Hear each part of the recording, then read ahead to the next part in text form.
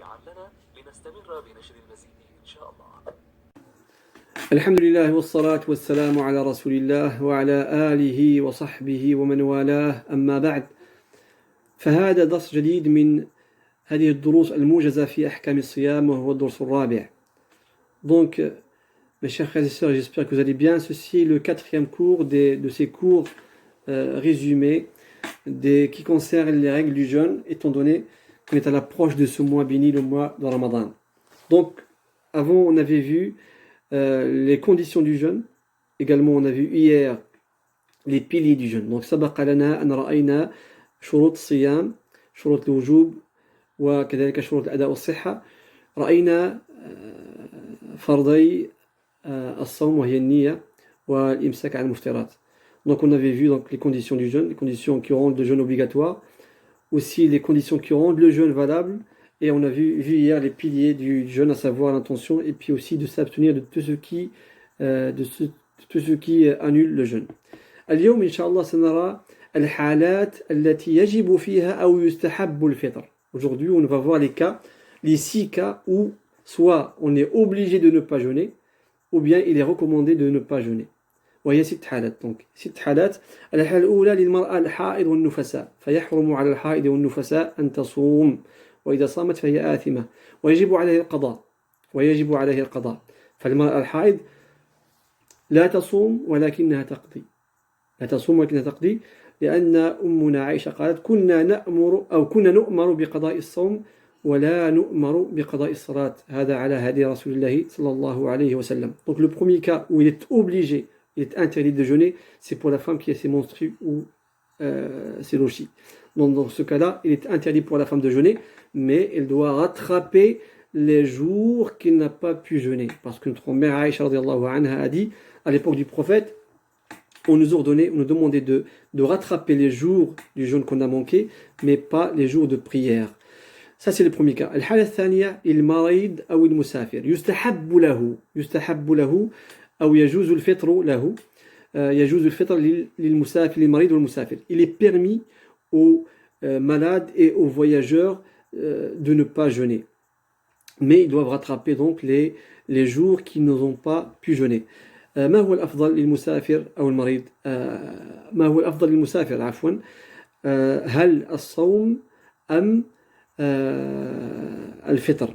هذا بحسب الشخص. فإذا كان الإنسان يتضرر بالصوم فالأفضل له أن يفطر في سفره، وإذا كان لا يتضرر بالصوم في السفر فيجوز له أن يصوم، لحديث أبي سعيد الخدري رضي الله عنه قال كنا نغزو مع رسول الله صلى الله عليه وسلم فمنا الصائم ومنا المفطر فلا يجد هذا على هذا ولا هذا على هذا، فلا يجد الصائم على المفطر ولا المفطر على الصائم. فهذا يدل على أن الإنسان يرى ما هو الأفضل له في السفر. Donc, deuxième cas, c'est il est autorisé à celui qui est malade et aux voyageurs de ne pas jeûner.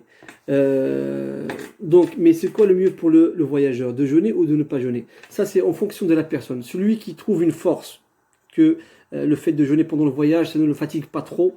Donc là, le mieux pour lui, c'est de jeûner. Mais celui qui est affaibli par le voyage, dans ce cas-là, c'est mieux pour lui, c'est de manger et de rattraper plus tard. Abu Sa'id al-Khudri, un des compagnons du prophète sallallahu alayhi wa sallam, a dit, à l'époque du prophète, on partait dans des expéditions, et parmi nous, il y a ceux qui durant le mois de Ramadan, et parmi nous, il y a ceux qui jeûnent et d'autres qui ne jeûnaient pas. Et personne ne blâmait l'autre. Personne ne faisait de reproche à l'autre. Personne ne disait à celui qui jeûnait pourquoi tu jeûnes alors qu'on est en voyage, et l'inverse. Donc, il est permis aux voyageurs de ne pas jeûner. Quel est le voyage qui autorise à rompre le jeûne? C'est un voyage qui dépasse les 90 km et qui est connu dans les habitudes des gens comme étant un voyage. السفر الذي يبيح الفطر هو السفر الذي يتعدى 90 كيلومترا أو 90 كيلومترا، والذي يعرف هو في عرف الناس سفر، لأن في زماننا هذا قد تكون مسافة 90 كيلومتر ولكن لا تعتبر سفرا. Donc, parce qu'il se peut de nos jours qu'il y a 90 km, mais qui n'est pas considéré comme étant voyage. Donc, 90 km, c'est ça que le jeûne qui autorise ou bien la distance qui autorise à rompre son jeûne. Donc aussi pour le malade, celui qui est malade, une maladie qui retarde la guérison ou bien qui augmente la maladie, dans ce cas-là, il faut que ce jeûneur rompe son jeûne.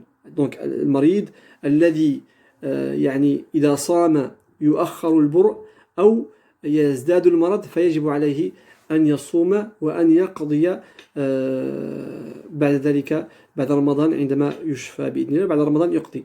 Donc le malade, il faut, si ça retarde la guérison ou si ça augmente la maladie, il ne jeûne pas, mais après Ramadan, il rattrape ces jours qu'il n'a pas pu jeûner. المرأة الحامل والمرضع يجوز لها الفطر إذا خافت على نفسها أو على ما في بطنها. Aussi donc, parce qu'on a la femme qui est enceinte ou la femme qui allait, il est permis pour elle de ne pas jeûner s'il craint pour elle ou bien pour son enfant, et donc elle rattrape les jours, et c'est ça la vie juste, parce je ne rentre pas dans les divergences des savants, je dis simplement la vie majoritaire, mais la vie juste, c'est que la femme enceinte et la femme qui allait, uniquement elle rattrape les jeûnes, elle rattrape les jours, sans ces détails qui disent que en fonction, est-ce que elle n'a pas jeûné à cause de son enfant ou bien d'elle. Donc la femme enceinte et la femme qui allait, elle ne jeûne pas s'il craint pour elle ou pour son bébé, mais donc elle rattrape dès qu'elle en a l'occasion. Dès qu'elle en a l'occasion, elle rattrape uniquement donc les jours qu'il n'a pas pu rattraper. Donc là, jusqu'à présent, on a fait 3 cas sur les 6.